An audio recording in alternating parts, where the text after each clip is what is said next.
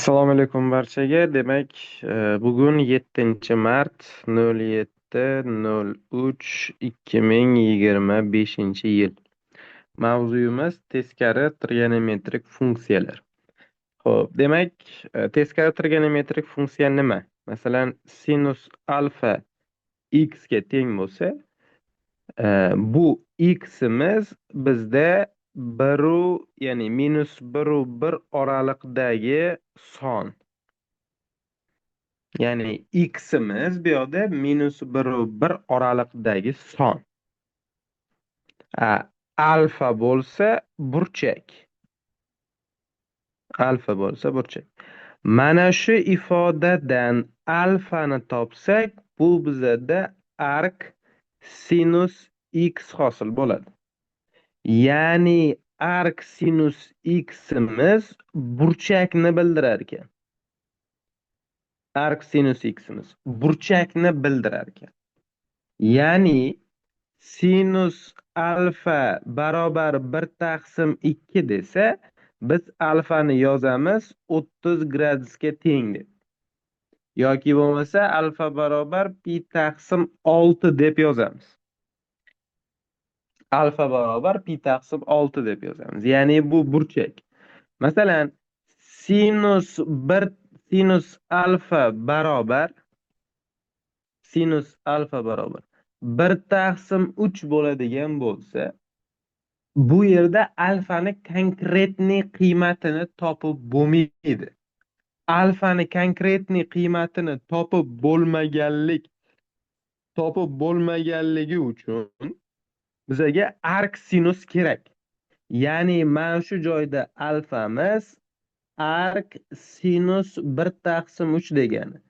Ya'ni qanaqadir burchak bor, sinus o'sha burchakda 1/3 degan qiymatni qabul qiladi degani. Masalan, 2 ni birinchi darajasi 2, 2 ni ikkinchi darajasi 4. Lekin 2 ning qandaydir darajasi borki 3 bo'lgan.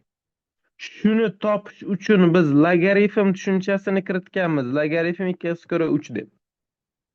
Bunda ham arcning ma'nosi shu, ya'ni aniq bo'lmagan qiymatlarni ham ko'rsatib berish. Aniq bo'lmagan qiymatlarni ham nima qilish ekan? Ko'rsatib berish. Xo'p. Endi e'tibor beramiz. Bilishimiz kerak bo'lgan asosiy 4 ta narsani yozaman. Birinchisi arc sinus minus x, bu bizada minus arc sinus x ga teng. Ya'ni eslasangizlar, sinus minus alfa minus sinus alfaga teng edi. Ya'ni minusni o'zidan tashqariga chiqarardi. Bunda ham nima bo'ldi? Arcda ham minusni o'zidan tashqariga chiqardi. Bu nimaga kerak bizga? Arclarni yaxshi o'rgangan odam tenglama va tengsizlikda umuman qiynalmaydi. Takrorlayman yana. Arclarni yaxshi o'rgangan odam tenglama va tengsizlikda umuman qiynalmaydi. Endi ikkinchi qilishimiz kerak bo'lgan narsa, ikkinchi bilishimiz kerak bo'lgan narsa. Arc cosinus minus x, bu bizada pi ayrilgan arc cosinus x ga teng. Pi ayrilgan arc cosinus x ga teng. Ya'ni cosinus minus alfada cosinus alfaga erishardi, ya'ni cosinus minusni yutardi. Arcda bo'lsa, u pidan ayriladi. Uchinchi bilishimiz kerak bo'lgan narsa. Arc tangens minus x bizda minus arc tangens x ga teng.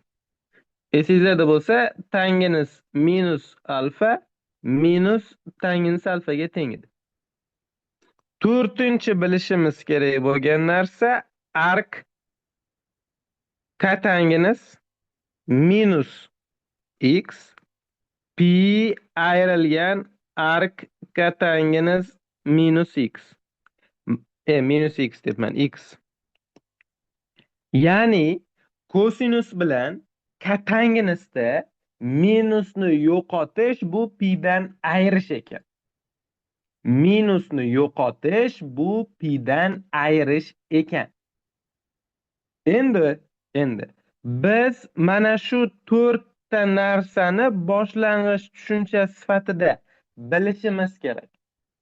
Chunki keyingi darslarda trigonometrik tenglama va tengsizlikda bu bizga kerak. Hozircha bilishimiz kerak bo'lgan narsa shu sifatida misollarni bajaramiz. Yana kelsa yana ichida tushuntirib beraveraman. Hamma ma'lumotni birdaniga qorishtirmaymiz. Bunga e'tibor beramiz. Sinus qachon 1/2 ga erishadi degani bu. Sinus pi taqsim 6 da 1/2 ga erishadi. Plus mana bu ifodaga qaraymiz. Ikkinchi ifodamiz minusni yo'qotishim uchun, mana bu ichkaridagi minusni, buni pi ayrilgan ark kosinus ildiz osti 3/2 deb yozamiz.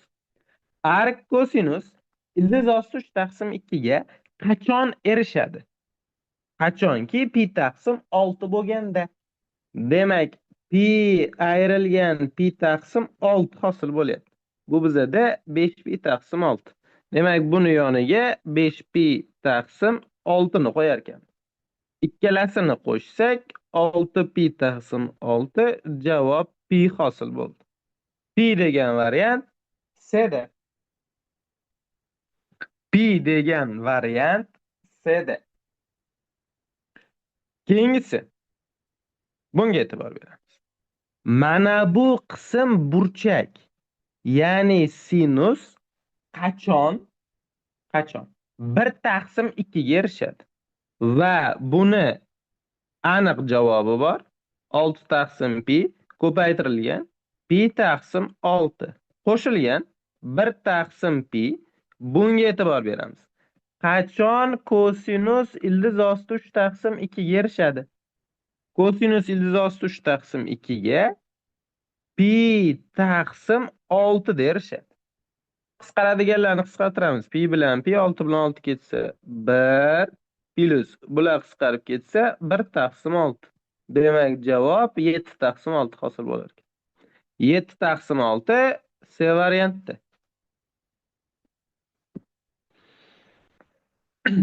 Davom etamiz. Uchinchi misol. Xo'p. Ikkalasida ham 3 bor. E'tibor beringlar. Ikkalasidan 3 ni olib chiqsak, ark tangens 5 qo'shilgan ark kotangens 1 taqsim 5 hosil bo'lyapti. Biz bilamiz. Boshida o'rgatdim. Bu burchak degani alfa. Bu ham burchak degani beta. Bu burchak hammasi. Arklari hammasi burchak. Endi e'tibor beringlar, yozaman. Ark tangens 5 alfa bo'lsa, bundan kelib chiqadiki, tangens alfa 5 degani. Endi yozaman. Ark kotangens 1 taqsim 5 beta degani, kotangens beta 1 taqsim 5 ga teng degan. Mana bu tangens ekan, uzr. Mana buni xato yozibman. Mana bu tangens ekan, mana bunisi yo'q. Bitta C ekan, bitta yarim oy C ekan. Men ikkita deb o'ylabman. Xo'p, tangens, ya'ni ark tangens 1 taqsim 5 beta degani, tangens betani topadigan bo'lsak 1 taqsim 5 degan. E'tibor bersak, qaysi ichi alfa plus beta. Ya'ni ikkala tomoni alfa plus beta qanaqadir x ga teng desam, ikkala tomonini tangenslab yuboraman. Mana bu qismni topishim mumkin. Ya'ni bu tangens alfa qo'shilgan tangens beta taqsim Bir ayrilgan tangens alfa tangens beta degani. Va bizda tangens alfaning ham qiymati bor, tangens betaning ham qiymati bor. O'rniga qo'yadigan bo'lsak, 5 qo'shilgan 1 taqsim 5 taqsim 1 ayrilgan 5 karra 1 taqsim 5.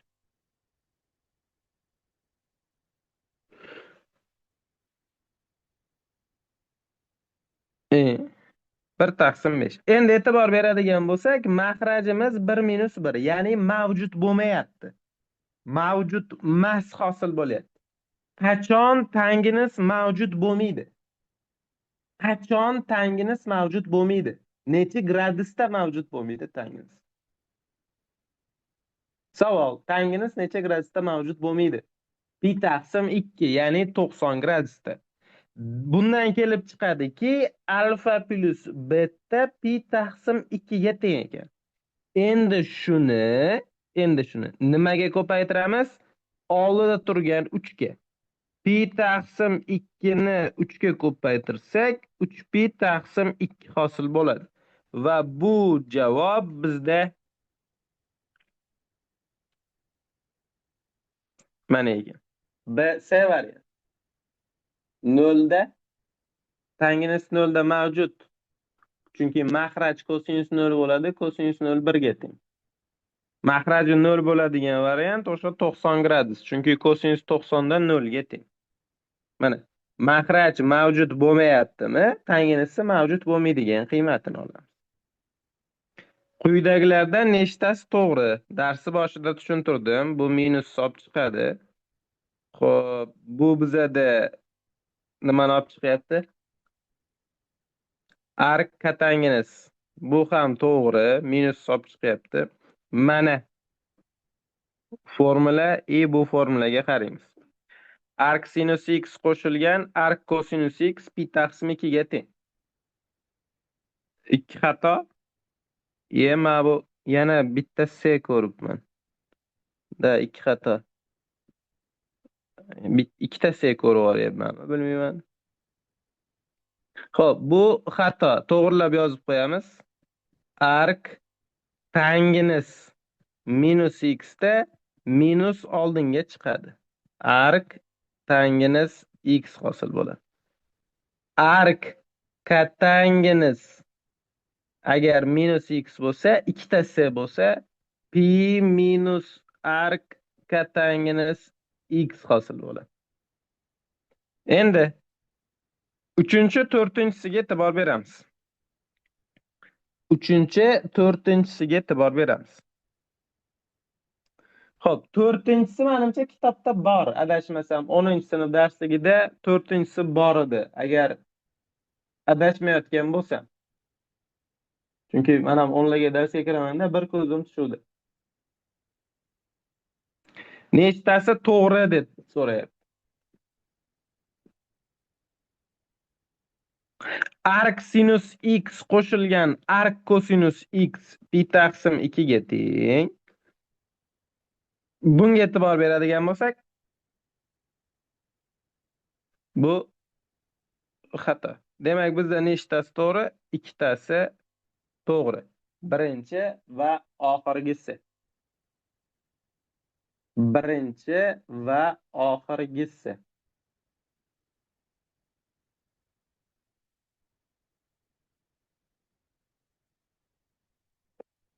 Davom etamiz. Mana bu yoqda mana bu ifodamiz bor-ku. Bu ifodamiz katangimiz 5 ta o'zi. Misol uchun, ark katangimiz 5 bo'ladi o'zi bunda olib qaraganda. Bu ark tangimiz 5. Ark katangimiz 5 ga ark tangimiz 5 qo'shsak pi bo'lmaydi-ku. Mana bizda pi taqsim 2 hosil bo'ldi. O'shaning uchun men buni xato deyapman. Biz ham misolda ko'rdik hozir 3-sini. Bunga e'tibor beramiz. Funksiyaning aniqlanish sohasiga tegishli butun sonlar yig'indisini toping. E'tibor beramiz. Ark kosinus. Bitta C har doim menda qolib ketadi. Ark kosinus x minus 10 ni aytyapti. Demak, bu alfa qanaqadir? Ya'ni alfa degani bu burchak. Shundan kosinus alfani topsak, x minus 10 hosil bo'ladi. Kosinus alfaning qiymatlar sohasi qanaqa? Ya'ni kosinus alfa bizada minus 1 u 1 oralig'ida bo'lishi kerak. Kosinus alfani o'rniga nimani qo'yaman? X minus 10 ni. 1 yo minus 1. Bir tomonga o'tkazib yuborsak, 9 dan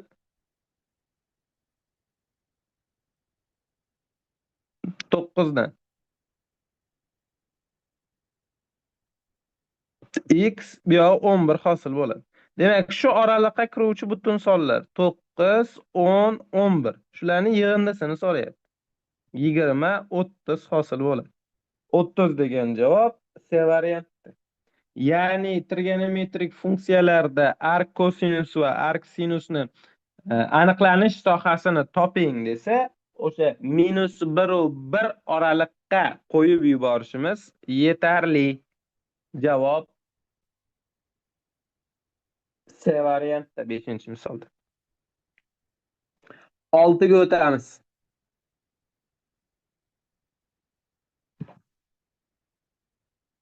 Mana. Arc sinus x qachon ildizosti 3 taqsim 2 ga erishadi? Arc sinus x qachon ildizosti 3 taqsim 2 ga erishadi? Va u pi taqsim 3 bo'lganda oldidagi 2 ni ko'paytirib o'qib yozamiz. Ayrilgan.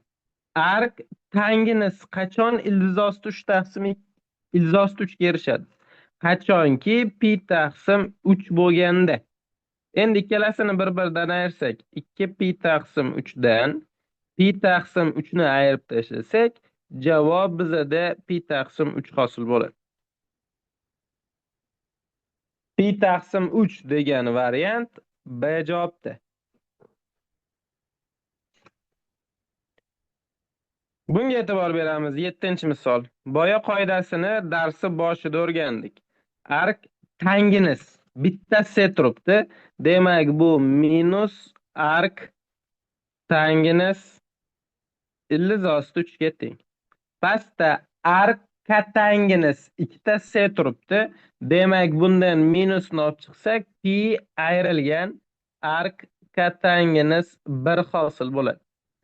Tangens ildizosti 3 ga pi taqsim 3 da erishadi.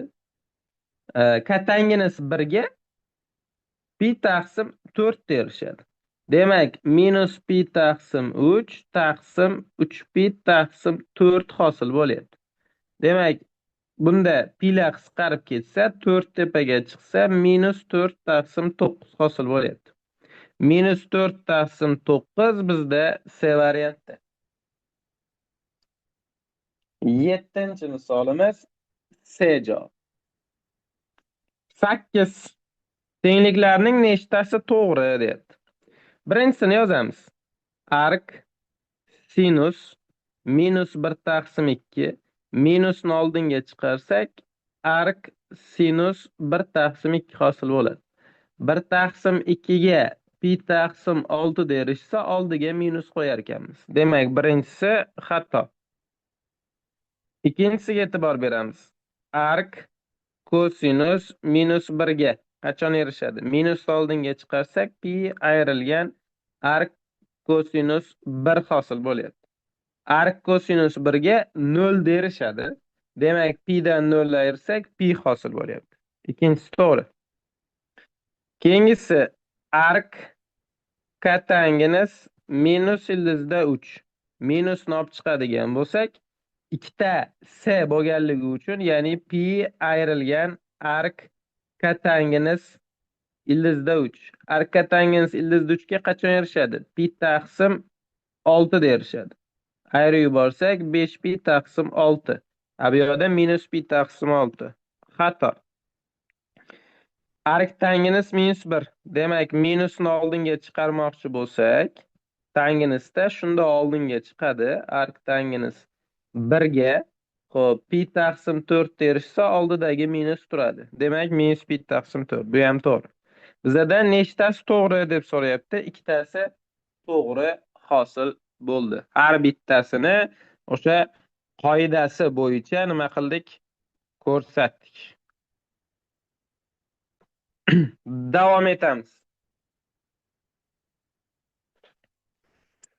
Xo'p, tenglamani yeching debdi. Tenglamani yeching. Endi bunga e'tibor beradigan bo'lsak, bu burchak. Bu burchak. Ya'ni tangens pi taqsim 4 da 3x minus 8 ga teng degani mana bu. Tangens pi taqsim 4 ga qachon erishadi? 1 tangens pi taqsim 4 ya'ni 45 gradusda 1 ga teng. Bu 1 bo'ladigan bo'lsa 3x minus 8. Bu yoqqa o'tib ketsak 9 barobar 3x. X ni topsak 3 hosil bo'ladi. Demak, tenglamamizning javobi 3 ga teng bo'lar ekan. Va bu bizda C variantda. Noto'g'ri tengsizlikni ko'rsating deyapti keyingisida. Noto'g'ri tengsizlikni ko'rsating. Xo'p, bu burchak degani. E'tibor beringlar, bu burchak. Bu burchak degani. Endi mana shu joyda e'tibor beramiz. Agar men buni alfa, buni beta deb qarasam, sinus alfa 0,4 ga teng. Sinus beta 0,39 ga teng. Sinus birinchi chorakda qanaqa funksiya? O'suvchi funksiya. Ya'ni burchak qancha kattalashsa, sinusning qiymati ham shuncha kattalashadi. Masalan, sinus 30 da 1 taqsim 2 ga teng bo'lsa, sinus 90 da 1 ga teng. Ya'ni burchak qancha kattalashsa, qiymati ham kattalashadi. Qiymati kattami mana? Mana bu yoqda 0,4, bu yoqda 0,9 turibdimi? Demak, burchaklar ham bir-biridan katta bo'ladi va birinchisi to'g'ri. Bizdan noto'g'risini so'rayapti. Ikkinchisiga e'tibor beramiz. Ikkinchisi. Arc cosinus 0,75 alfa degani bo'lsa, cosinus alfa 0,75 degani. Keyingisi arc cosinus minus 0,7 bu bizada pi ayrilgan arc cosinus 0,7 degan. Ya'ni pi dan nima qilishimiz kerak? Ayrishimiz kerak. Pi dan ayrishimiz kerak. Xo'p. Bunga e'tibor beradigan bo'lsak. Bunga e'tibor beradigan bo'lsak. Qaranglar. Mana bu burchak. O'zi aslida mana bu burchak alfa va u qaysi chorakda? U birinchi chorakda. To'g'rimi? Birinchi chorakda. Nimaga? Chunki qiymati musbat. Birinchi chorakda hosil bo'ladi. Ya'ni alfamiz bu yoqda 0 pi taqsim 2 orasida. Buni beta sifatida qarasam, mana buni beta sifatida. U pi dan ayiryapman. Ya'ni 180 dan nima qilyapman? Ayiryapman.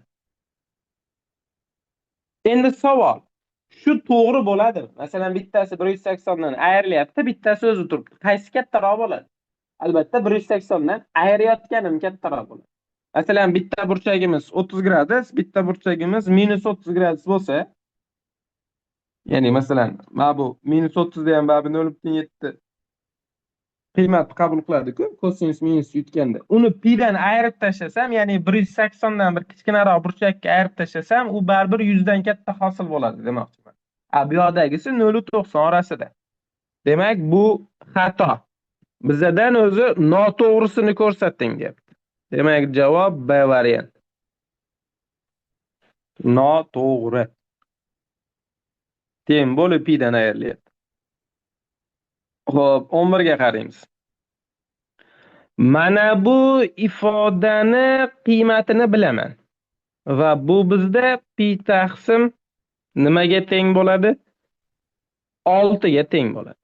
Ya'ni bizda tangens pi qo'shilgan pi taqsim 6. Keltirish formulasiga ko'ra tangens pi plus alfada bu bizada tangens alfaga teng.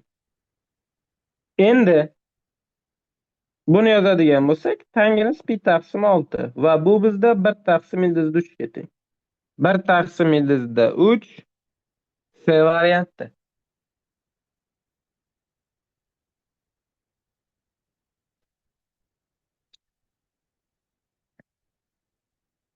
Funksiyaning aniqlanish sohasini toping. Aniqlanish soha mana bu joy. Aniqlanish soha mana bu joy. Ya'ni u yerda turgan ifodamiz -1 oraliqda bo'lishi kerak. -1 oraliqda. Chunki sinusning qiymatlari shu oraliqda.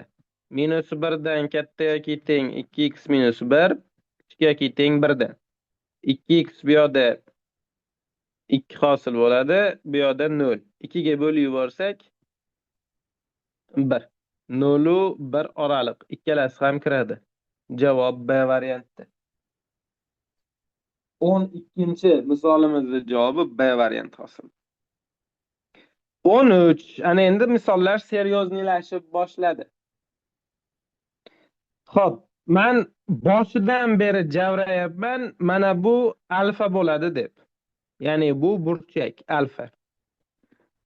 Demak, buni yozadigan bo'lsam, mendan kosinus 2 alfani top deb so'rayapti.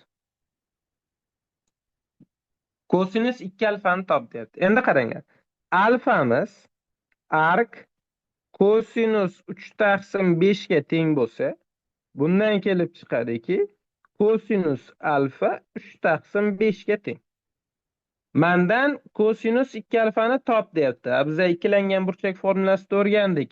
2 kosinus kvadrat alfa ayrilgan 1 ga teng. Kosinus alfa bor menda. O'rniga qo'ysam 9 taqsim 25 ayrilgan 1. Demak, 18 taqsim 25 dan 1 ni ayirsak, -7 taqsim 25 hosil bo'ladi. Va bu javob bizda A varianti. Oddiy. Bunda ham xuddi shunaqa. Mana bu burchak alfa degani. Demak, mendan so'rayapti, tangens 2 alfani top deyapti. Yozaman, agar alfa ark tangens 7 ga teng bo'lsa, bundan kelib chiqadiki, tangens alfamiz 7 bizada. Tangens 2 alfani topmoqchi bo'lsam, ikkilangan burchak formulasida yozdik. 2 tangens alfa taqsim 1 ayrilgan tangens kvadrat alfa. Ya'ni 2 karra 7 mahrajimiz 1 ayrilgan 49. 14 taqsim -48 2 ga bo'lsak -7 taqsim 24 hosil bo'ladi. -7 taqsim 24 A varianti. -7 taqsim 24 A variantda. Davom etamiz. 15 ta ham xuddi shunaqa. Ya'ni mana bu bizda burchak alfa. Keyingisi ham bizda nima? Burchak. Bu beta. Bu beta. Endi mendan so'rayapti, tangens alfa plus beta nimaga teng deb. Yozaman, alfamiz ark tangens 1 taqsim 4 bo'lsa, bundan kelib chiqadiki, tangens alfa 1 taqsim 4 ga teng. Keyingisi betamiz ark tangens 1 taqsim 3 bo'lsa, bundan kelib chiqadiki, tangens beta 1 taqsim 3 ga. Mendan so'rayotgan narsasi tangens alfa plus beta. Bu bizada tangens alfa qo'shilgan tangens beta taqsim 1 ayrilgan tangens alfa kara tangens beta hosil bo'ladi. Endi tangens alfaning qiymati bizda 1 taqsim 4. O'rniga qo'yamiz. 1 taqsim 4 qo'shilgan. Tangens betamiz 1 taqsim 3. 1 ayrilgan 1 taqsim 4 kere 1 taqsim 3. Demak, tepa 7 taqsim 12, mahrajimiz 11 taqsim 12. 12 lar qisqarib ketsa, javob 7 taqsim 11. Ya'ni B variant hosil bo'ladi.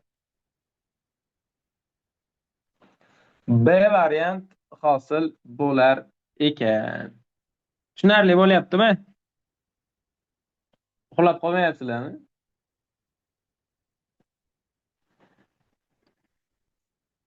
Xo'sh, bu yoqqa keldik.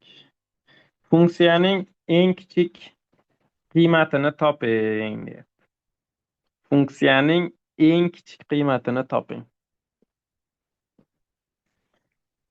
Funksiya eng kichik qiymatga erishish uchun funksiya eng kichik qiymatga erishish uchun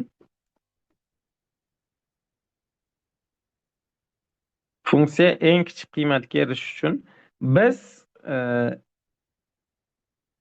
eng mana bu eng kichik bo'lishi kerak-da. Funksiya eng kichik qiymatga erishish uchun mana bu ifodamiz, ya'ni qizil bilan bo'yaganim eng kichik qiymatni qabul qilish kerak. Xo'p, endi arc sinus x ning minimum qiymatini olishim kerak. Arc sinus x ning minimum qiymatini olishim kerak. Endi shu joyda bitta narsani tushuntirib o'tib ketaman. Endi shu joyda bitta narsani tushuntirib o'tib ketaman. Ya'ni endi yangi narsa tushuntiradigan joyim kelyapti-da. Xo'p, e'tibor beraylik. Arc sinus x'imiz aniqlanish sohasi. Ya'ni x minus 1 u 1 oraliqda bo'lishi kerak. Bu arc sinusning aniqlanish sohasi, ya'ni x ning qabul qilishi mumkin bo'lgan qiymatlari. O'zi bizada arc sinus x burchak degani. Arc sinus x burchak degani. Va shu burchakning qabul qilishi mumkin bo'lgan qiymatlari minus pi taqsim 2 dan pi taqsim 2 gacha. Ya'ni arc sinus x ning qabul qilishi mumkin bo'lgan qiymatlari, mana bu yoqqa yozib qo'ying. Arc sinus x'imiz minus pi taqsim 2 dan pi taqsim 2 gacha bo'lgan qiymatlarni qabul qilishi mumkin.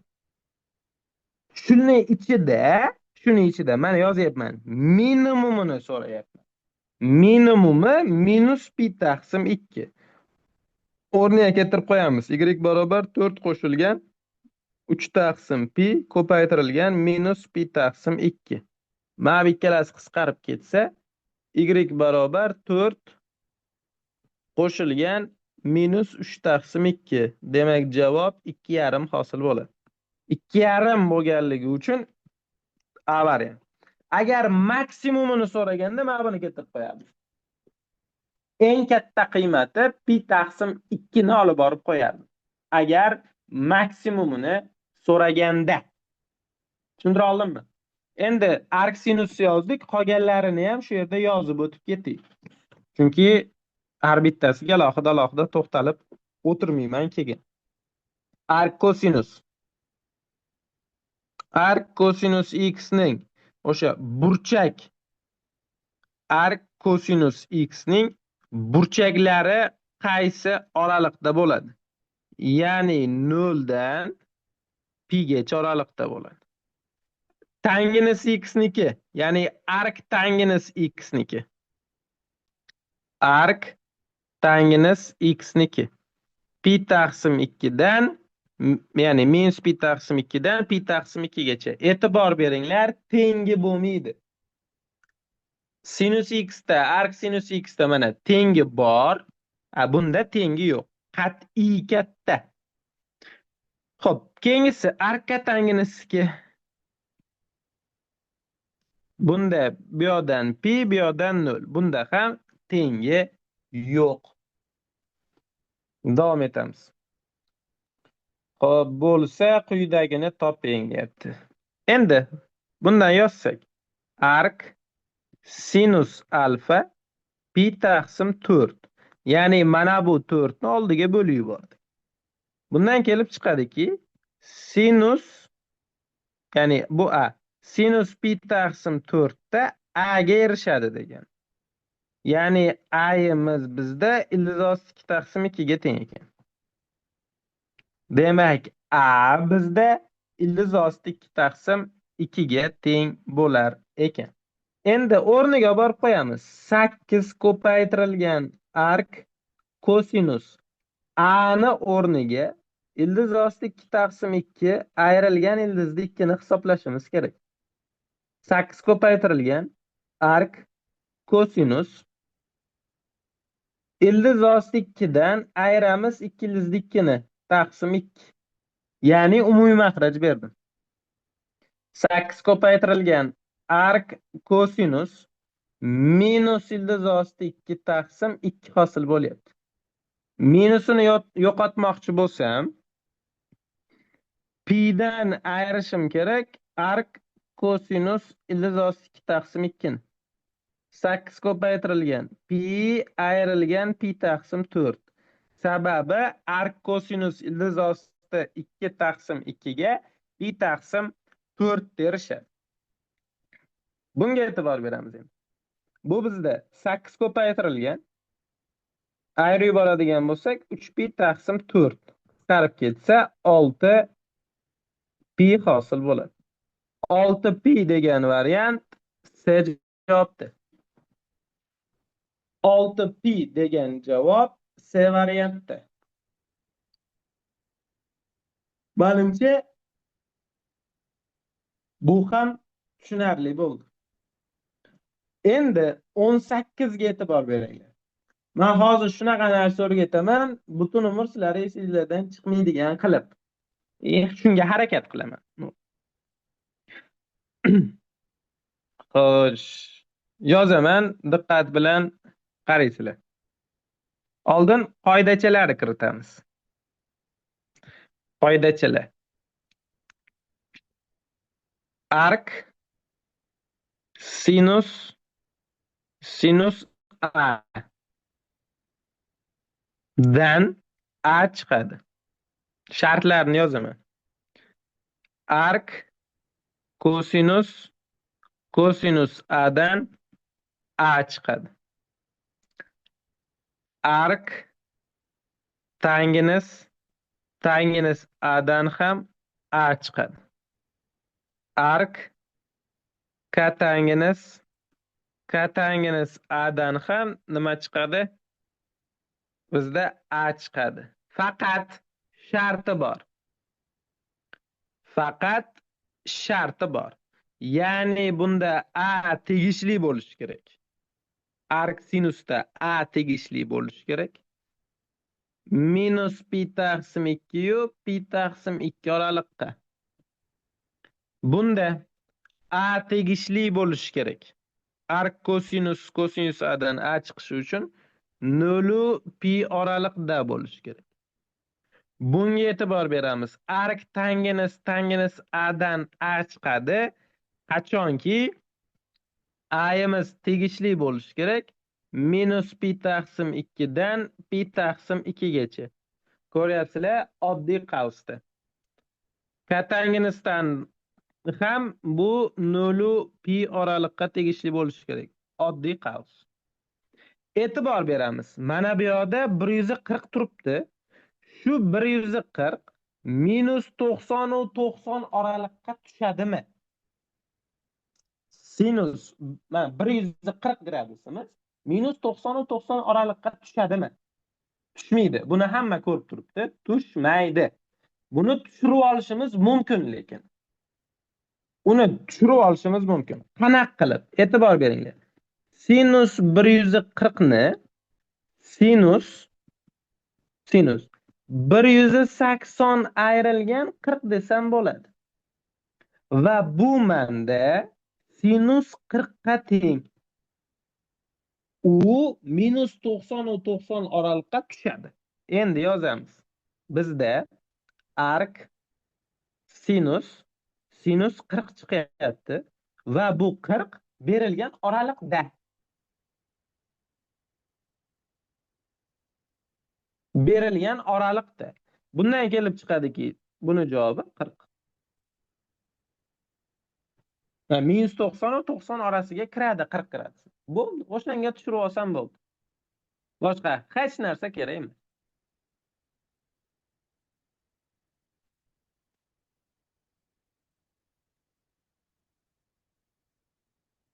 Bunga e'tibor beramiz. Mana bu bizda burchak o'rtoqlar. Mana bu bizda burchak. Ya'ni alfa. Man topishim kerak kosinus alfani. Man topishim kerak kosinus alfani. Ya'ni alfa barobar ark sinus ildiz osti 33 taqsim 7 degani sinus alfa ildiz osti 33 taqsim 7 degani. Shundan kosinus alfani topishim kerak. Sinus kvadrat alfa qo'shilgan kosinus kvadrat alfa 1 ga teng. Sinus kvadratga oshirsak 33 taqsim 49 plus kosinus kvadrat alfa 1. Kosinus kvadrat alfani topadigan bo'lsak 49 dan ayirsak 16 taqsim 49 hosil bo'ldi. Demak kosinus alfamiz 4 taqsim 7 chiqar ekan. 4 taqsim 7 degan variant B'da. Xo'p, Gulbahor opa aytyapti. Mana bu misolda 140 ni 90 plus sinusni 140 ni sinus 90 plus 50 qilsam xatomi deb. Bu sizda kosinus 50 beradi-da opa. Ya'ni sizda hosil bo'lyapti ark sinus kosinus 50. Unaqa formulamiz yo'q-da.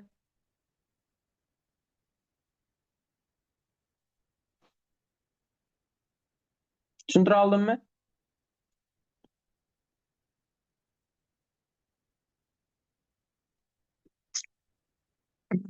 20.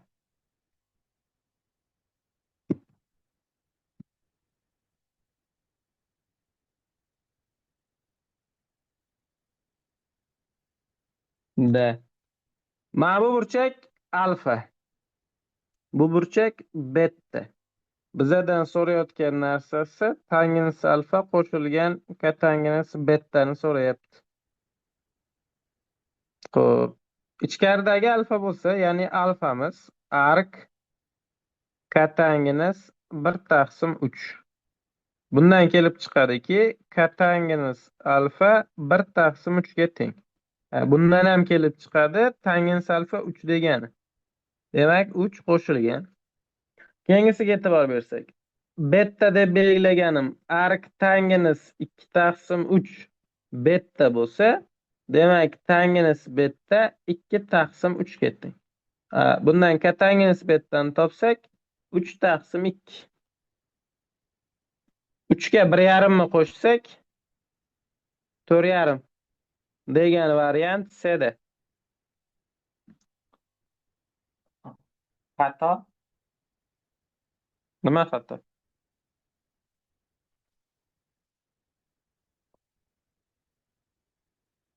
Nima xato aka? Yozing, Jonibek aka. Odam ertalabdan qo'rqitasiz xato deb. Ayting. Ayting dedim deydi-ku.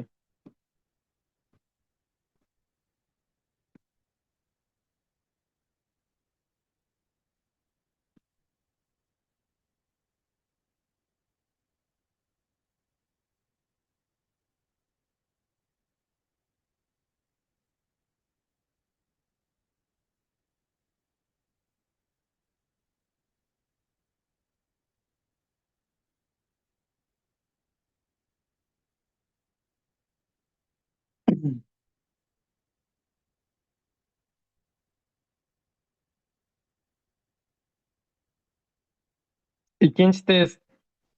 Xo'p, sonlarni o'sish tartibida yozing deyapti. Sonlarni o'sish tartibida yozing deyapti. Xo'p, demak, A ifodamiz bizda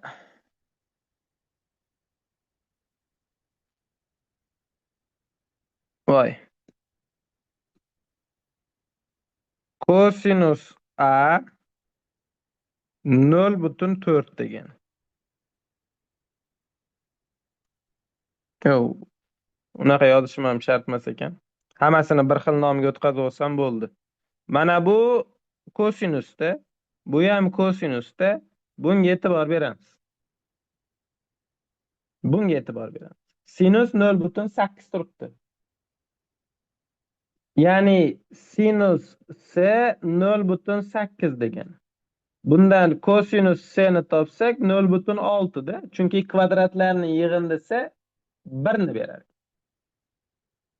Kosinus 0,6. Endi yozamiz. A ifodamiz arc kosinus 0,4. B ifodamiz arc kosinus 0,7. C ifodamiz bizada arc kosinus 0,6. Sonlarni nima qiling deyapti? O'sish tartibida yozing deyapti. Kosinus kamayuvchi. Demak, kattasi nima bo'ladi bizda? Kichkina bo'ladi. Ya'ni kattasi 0,7 turgani kichkina bo'lsa B, undan keyin 0,6ligi C, undan keyin A. Bunaqa variant BCA A javobda. A javobda. 7 gacha ishlaylik. Shoshilmay turinglar. Ozgina harnada kamaysin misollar harna. Arc sinus x kvadrat ayrilgan 3x plus 3. Funksiyaning aniqlanish sohasini toping deyapti. Funksiyaning aniqlanish sohasi. Ya'ni minus 1 u 1 oraliqda bo'ladi. X kvadrat minus 3x plus 3 kichik yoki teng 1. Xo'p, birinchi mana bu tomonni ishlaymiz. X kvadrat minus 3x plus 3 kichik yoki teng 1 dan. Bir tomonga o'tsak, x kvadrat minus 3x plus 2 kichik yoki teng 0 dan hosil bo'lyapti. Endi buni ko'paytuvchiga ajratsak, x minus 2, x minus 1 kichik yoki teng 0 dan. Buni yechsak 1 dan 2 gacha oraliq bo'ladi. Keyingi holatimiz x kvadrat minus 3x plus 3 katta yoki teng minus 1 dan. Mana buni yechyapman. X kvadrat minus 3x plus 4 katta yoki teng 0 dan. Bunda a 0 dan katta, diskriminant 0 dan kichkina. Bu har doim musbat degan. Har doim musbat degan. Bizada faqat 1 u 2 oraliq hosil bo'lyapti. 1 u 2 oraliq B variantda.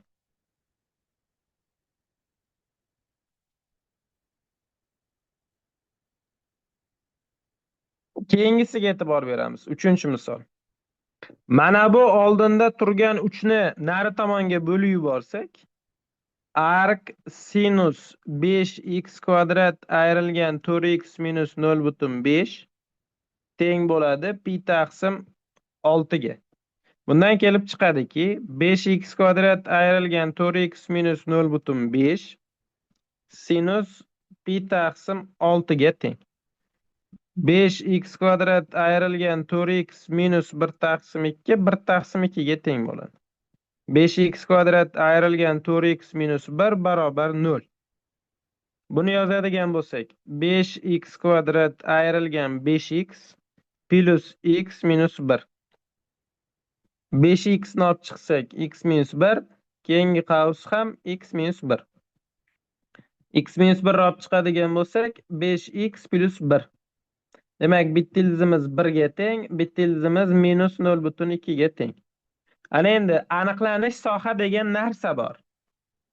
Ya'ni mana shu 1 ni bu yoqqa keltirib qo'yadigan bo'lsak, 5 ayrilgan 4 ayrilgan 0,5. Demak, javob 0,5. Ha, Demak, bu yechim. Bunga qaraymiz. -0,2 ni olib borib qo'yadigan bo'lsak, kvadrat plus bu ham -1 oraliqqa tushadi.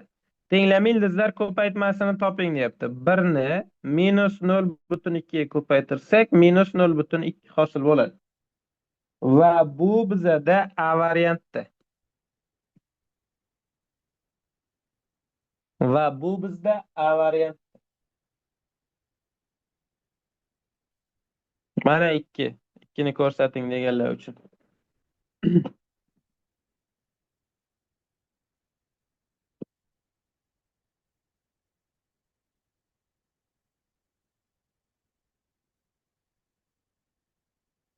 Bunga e'tibor beramiz. Mana buni alfa deb qarasak, bu ham menimcha alfa bo'ladi. Yo, alfa emas ekan, u 1/3 ekan-ku. Buni beta deb qaraymiz. Mana buni alfa desak, buni beta deymiz. Ya'ni bizdan sinus 2 alfa ayrilgan kosinus 2 betani so'rayapti, nimaga teng deb. Yozaman, arc tangens 1/3 alfa bo'lsa, tangens alfa 1/3 ga teng bo'ladi. Tangens alfa 1/3 ga teng bo'ladi. Endi bizga sinus 2 alfa kerak. Buni nima qilaman? 1 qo'shilgan tangens kvadrat alfa 1/kosinus kvadrat alfaga teng. 1/9 bo'ladi. 10/9, demak kosinus kvadrat alfa 9/10. Bundan kelib chiqadiki, sinus kvadrat alfa 1/10. Sinus 2 alfa degani 2 sinus alfa ko'paytirilgan kosinus alfa degani. Ya'ni 2 ko'paytirilgan ildiz ostida 10, kosinus 3/, ildiz ostida 10, 6/10 chiqyapti. Demak, birinchi ifodamiz 0,6 ayrilgan. Kosinus 2 beta. Yozamiz.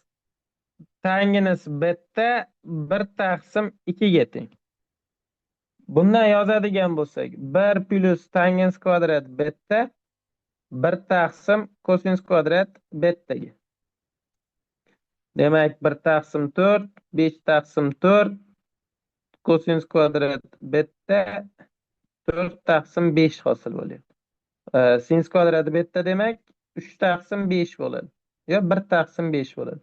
Ikkalasini bir-biridan ayirib yuborsak, kosinus 2 betani beradi. Ya'ni u 3/5. O'rniga keltirib qo'ysak, u ham 0,6 bo'lyapti. Javob 0. 0 degan variant D'da. 4-misol. 0 degan variant D'da.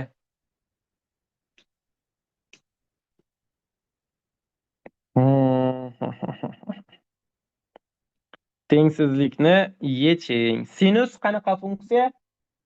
O'suvchi funksiya. O'suvchi funksiya bo'lgandan keyin 2x minus 3 katta bo'lishi kerak x minus 2 dan. Demak, x katta bo'ladi 1 dan. Endi aniqlanish soha degan narsalar ham bor bizlar qishloqlarda. Ya'ni 2x minus 3 bu yoqda 1, bu yoqda minus 1. 2x bu yoqda 4, bu yoqda 2. X bu yoqda 2, bu yoqda 1. Endi x minus 2 bu yoqda 1, bu yoqda minus 1 bo'lsa 3, bu yoqda 1. 1 dan 3 gacha oraliq. Hammasini umumlashtiramiz. Xo'p, 1 dan katta deyapti. Keyingisi 1 va 2 oraliq deyapti. Keyingisi 1 va 3 oraliq deyilyapti. Eng ko'p shtrixlangan joy 1 va 2 oraliq va u bizada B variantda 5-misol. 5-misolimiz B variantda. Agar sizlar mana buni yechib turib, ani belgilab olsangizlar, uxladik ki bak. Yechib turib ani belgilab olsangizlar, uxladi 2 ball.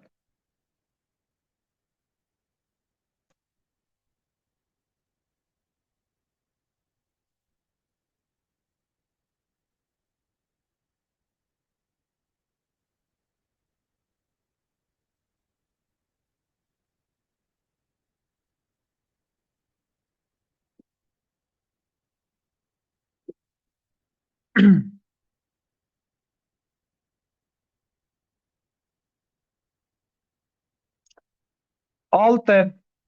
Args funksiyaning eng kichik va eng katta qiymatlar ko'paytmasini toping.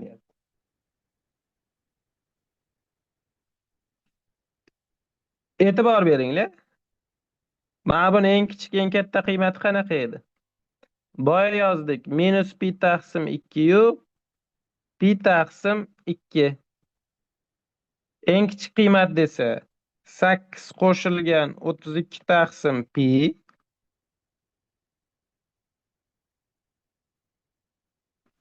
ko'paytirilgan eng kichik qiymat minus pi taqsim 2. Bular qisqarib ketsa 8 ayrilgan 16 bo'lib minus 8 chiqadi. Eng katta qiymat desa 8 qo'shilgan 32 taqsim pi ko'paytirilgan pi taqsim 2. Bular qisqarib ketsa 8 qo'shilgan 16 bo'ladi 24. Ko'paytmasini top deyapti. Minus 8 ni 24 ga ko'paytirsak minus 192. Va bu bizada D varianti.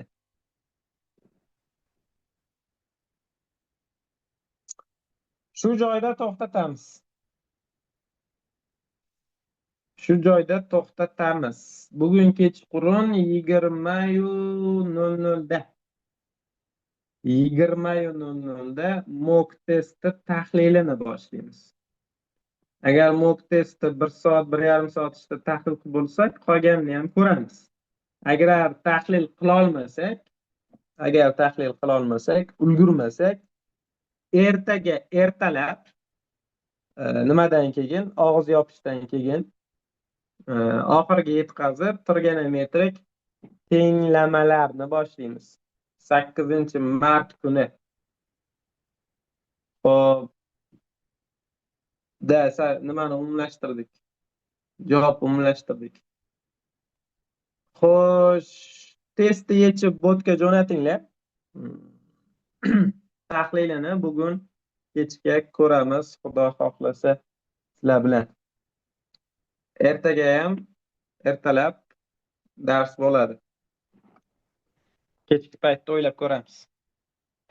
Test soat 7 da yopiladi. Test kechqurun 7 da yopamiz botni. Rahmat hammaga, charchamanglar. Salomat bo'linglar ustozlar, kuningiz yaxshi o'tsin.